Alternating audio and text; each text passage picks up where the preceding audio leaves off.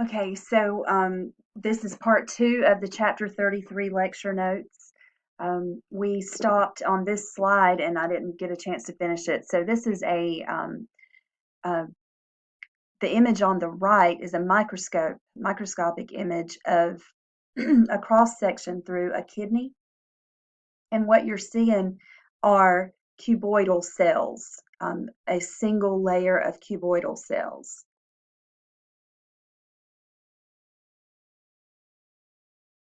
So here we go. All right, so that is simple cuboidal tissue, and you would find simple cuboidal tissue, for example, um, in the kidney tubules. There are millions of kidney tubules, and each one produces a certain amount of urine, and that urine is collected and eventually ends up in the bladder.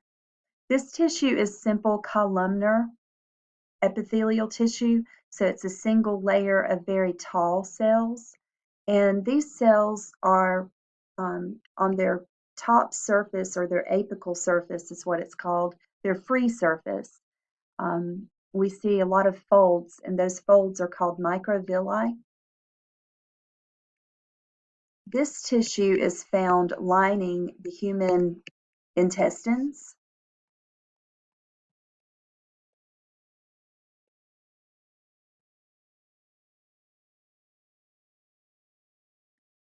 So the microvilli increase the surface area so that more nutrients can be absorbed into the walls of the intestines and then into the blood. This tissue looks very much like the simple columnar, except for that the cells have their, if you go back to the simple columnar, you see how the nuclei form like a single row. But in the pseudostratified ciliated columnar epithelial tissue, the nuclei are in different levels and the cells have different shapes. But pseudostratified means false layers. So even though this tissue appears layered, every one of those cells contacts the same surface. So every one of those cells contacts what's actually called the basement membrane. And so that makes it a single layer of cells. And instead of the top surface being covered with, or the free surface being covered with microvilli, it's covered with cilia. So we find this tissue lining our trachea and some of our airways, and it's lined with cilia, and what that cilia does is it sweeps in the same direction. It sweeps the mucus that has trapped germs and other debris up and out of our airways so that it doesn't get into our lungs and cause lung infection. So that was epithelial tissue. Now we're going to discuss connective tissue. Epithelial tissue has cells that are packed very tightly together, whereas connective tissue consists of cells, but those cells are surrounded by a matrix, some type of matrix material. And the matrix is, it can be a solid substance, like bone tissue is almost, it's hard, almost like concrete. Or it can be a fluid, such as the plasma in our blood. So the matrix is composed of a ground substance, which can be fluid, can be more like a gel, or it can be a solid. And most of the connective tissue, the matrix, also consists of one or more combination of fibers, collagen, elastic fibers, or reticular fibers. Blood is an exception to this. Blood doesn't contain any of those protein fibers, but it does contain blood plasma, which is the ground substance. So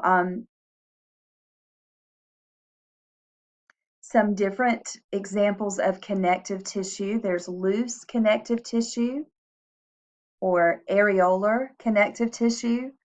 The cells in that tissue are fibroblasts, macrophages. Fibroblasts are just cells that create the collagen, elastic, and reticular fibers. So they create fibers. Lymphocytes, which are white blood cells. Macrophages are macrophages are white blood cells that are very large, and they phagocytize or eat bacteria and other pathogens, as well as old, worn-out cells that need to be broken down and recycled. Lymphocytes are cells of the immune system. So these are cells that attack specific pathogens. When we develop an immunity to something, that's when these cells are, that's when they come in, is whenever we are developing an immunity to some specific disease or specific pathogen. And then neutrophils are also white blood cells that phagocytize. They're just smaller than macrophages. So in areolar connective tissue, there is few fibers, but there is a little bit of all three: collagen, elastic fibers, and reticular fibers. So several cell types, all three fiber types, and we find loose areolar tissue around blood vessels and anchoring epithelial tissue. For example, the hypodermis of the skin, which is found below the skin, is composed of areolar tissue and adipose tissue, which is fat tissue. All right, our next type is dense fibrous connective tissue, which is a more of a dense, thicker tissue. And the cells are fibroblasts and macrophages. The macrophages help with defense, and the fibroblasts produce the fibers. Mostly it would be collagen fibers. The irregular fibrous connective tissue forms part of the dermis of the skin, which is the bottom layer of the skin. The epidermis is composed of stratified squamous epithelial tissue, and the dermis is composed of connective tissue. So the regular fibrous connective tissue forms tendons and ligaments, and tendons connect muscle to bone, ligaments connect bone to bone.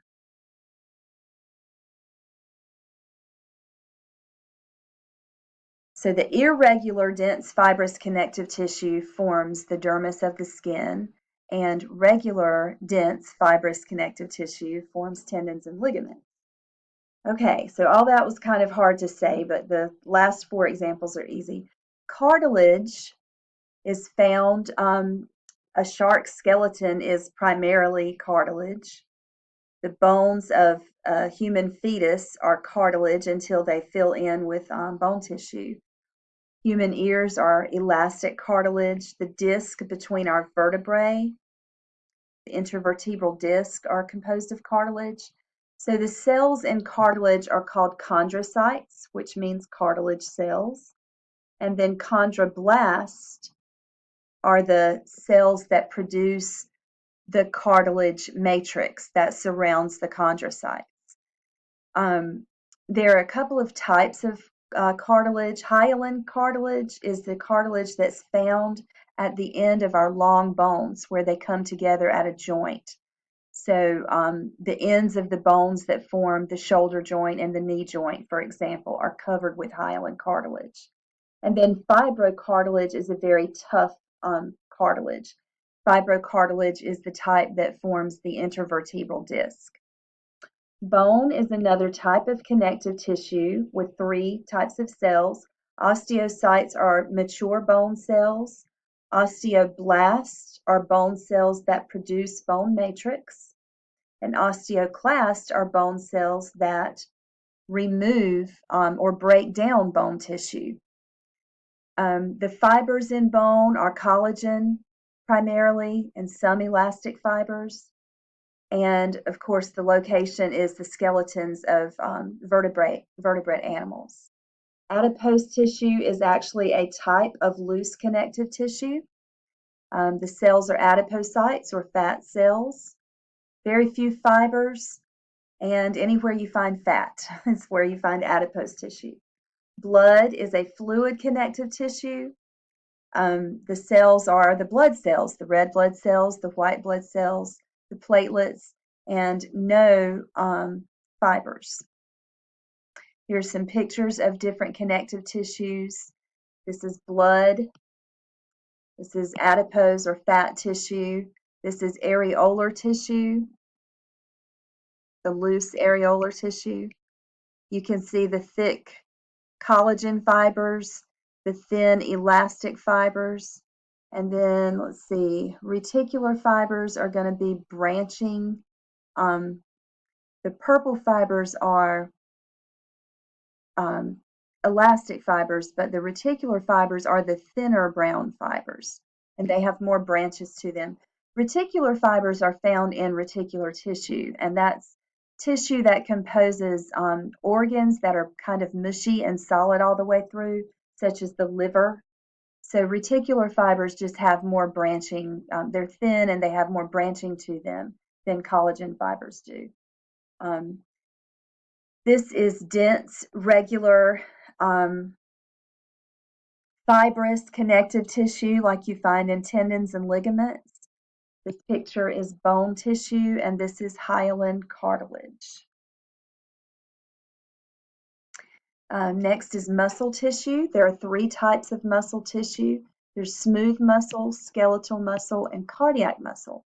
Now, skeletal muscle forms our skeletal muscles, the ones that we are working on when we go to the gym. We have voluntary control of our skeletal muscles, and skeletal muscles under the microscope have stripes or striations. They're also multinucleate. They have many nuclei. Smooth muscle is found in our lining our digestive tract, such as the lining of our intestines, our blood vessels, the lining of our respiratory, our windpipe and our bronchi, respiratory tubes. So smooth muscle is found anywhere that air or fluid or solid is being pushed through a tube, basically. Smooth muscle has no striations, has a single nucleus, and is under involuntary control. We have no voluntary control over our smooth muscle. Cardiac muscle is only found in the heart.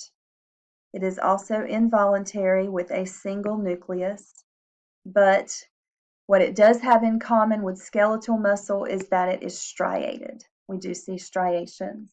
This is a comparison of skeletal, smooth, and cardiac muscle. Skeletal muscle is voluntary and striated. Smooth is involuntary and not striated.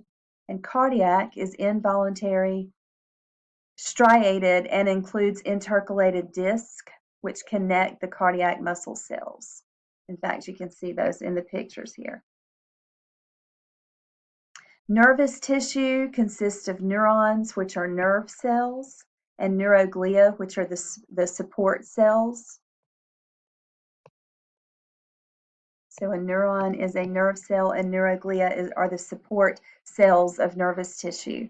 Nervous tissue is designed to conduct electrical impulses called action potentials. The cell that you see here is a multipolar neuron.